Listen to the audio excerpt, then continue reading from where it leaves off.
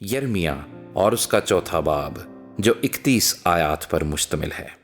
اے اسرائیل، اگر تو واپس آئے، خداوند فرماتا ہے، اگر تو میری طرف واپس آئے اور اپنی مکروہات کو میری نظر سے دور کرے تو آوارہ نہ ہوگا، اور اگر تو سچائی اور عدالت اور صداقت سے زندہ خداوند کی قسم کھائے تو قومیں اس کے سبب سے اپنے آپ کو مبارک کہیں گی اور اس پر فخر کریں گی، کیونکہ خداوند یہودا اور یروشلیم کے لوگوں کو یوں فرماتا ہے کہ اپنی افتادہ زمین پر ہل چلاؤ اور کانٹوں میں تخم ریزی نہ کرو، اور اے یہودا کے لوگوں اور یروشلیم کے باشندوں، خداوند کے لیے اپنا ختنہ کراؤ، ہاں اپنے دل کا ختنہ کرو، تا نہ ہو کہ تمہاری بدعمالی کے باعث سے میرا قہر آگ کی مانند شعلہ زن ہو اور ایسا بھڑکے کہ کوئی بجھا نہ سکے۔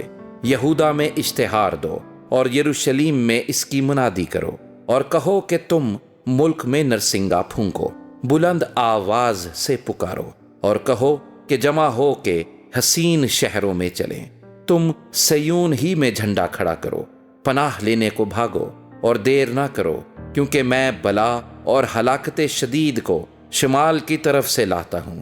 شیر ببر جھاڑیوں سے نکلا ہے اور قوموں کے ہلاک کرنے والے نے کوچ کیا ہے، وہ اپنی جگہ سے نکلا ہے کہ تیری زمین کو ویران کرے، تاکہ تیرے شہر ویران ہوں اور کوئی بسنے والا نہ رہے۔ اس لیے ٹاٹ اوڑھ کر چھاتی پیٹو اور واویلا کرو، کیونکہ خداوند کا قہر شدید ہم پر سے ٹل نہیں گیا، اور خداوند فرماتا ہے اس وقت یوں ہوگا کہ بادشاہ اور سردار بے دل ہو جائیں گے، اور کاہن حیرت زدہ اور نبی سراسیمہ ہوں گے۔ تب میں نے کہا، افسوس اے خداوند خدا، یقیناً تو نے ان لوگوں اور یروشلیم کو یہ کہہ کر دعا دی کہ تم سلامت رہو گے، حالانکہ تلوار جان تک پہنچ گئی ہے۔ اس وقت ان لوگوں اور یروشلیم سے کہا جائے گا کہ بیابان کے پہاڑوں پر سے ایک خشک ہوا میری دختر قوم کی طرف چلے گی، اسانے اور صاف کرنے کے لیے نہیں، بلکہ وہاں سے ایک نہایت تند ہوا میرے لیے چلے گی۔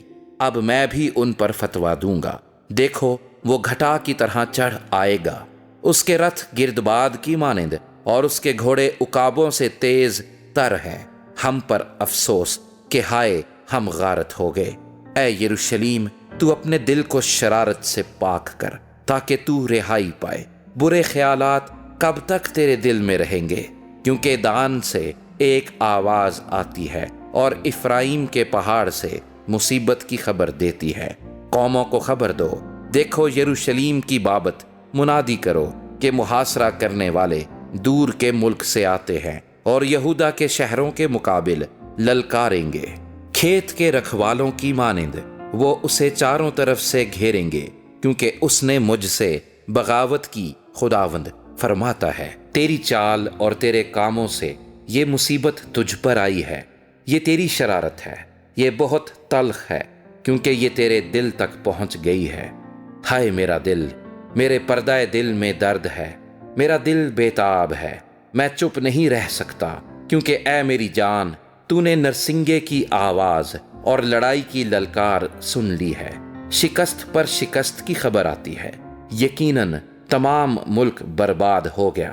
میرے خیمے ناگہاں اور میرے پردے ایک دم میں غارت کیے گئے۔ میں کب تک یہ جھنڈا دیکھوں اور نرسنگے کی آواز سنوں؟ فی الحقیقت میرے لوگ احمق ہیں، انہوں نے مجھے نہیں پہچانا۔ وہ بے شعور بچے ہیں اور امتیاز نہیں رکھتے، برے کام کرنے میں ہوشیار ہیں پر نیکوکاری کی سمجھ نہیں رکھتے۔ میں نے زمین پر نظر کی اور کیا دیکھتا ہوں کہ ویران اور سنسان ہے، افلاک کو بھی بے نور پایا۔ میں نے پہاڑوں پر نگاہ کی اور کیا دیکھتا ہوں کہ وہ کانپ گئے اور سب ٹیلے متزلزل ہو گئے۔ میں نے نظر کی اور کیا دیکھتا ہوں کہ کوئی آدمی نہیں اور سب ہوائی پرندے اڑ گئے۔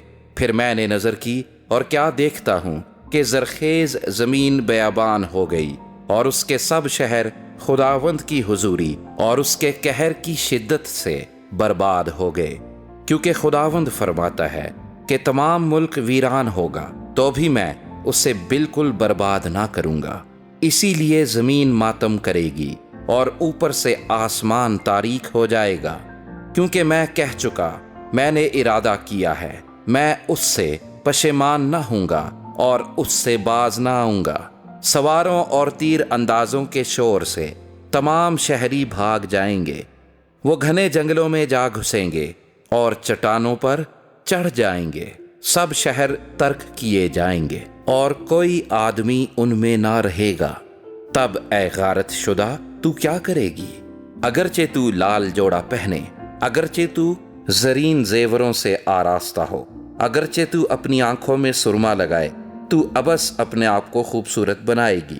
تیرے عاشق تجھ کو حقیر جانیں گے، وہ تیری جان کے طالب ہوں گے، کیونکہ میں نے اس عورت کی سی آواز سنی ہے جسے درد لگے ہوں، اور اس کی سی دردناک آواز جس کے پہلا بچہ پیدا ہو، یعنی دختر سیون کی آواز جو ہانپتی اور اپنے ہاتھ پھیلا کر کہتی ہے، ہائے قاتلوں کے سامنے میری جان بے تاب ہے۔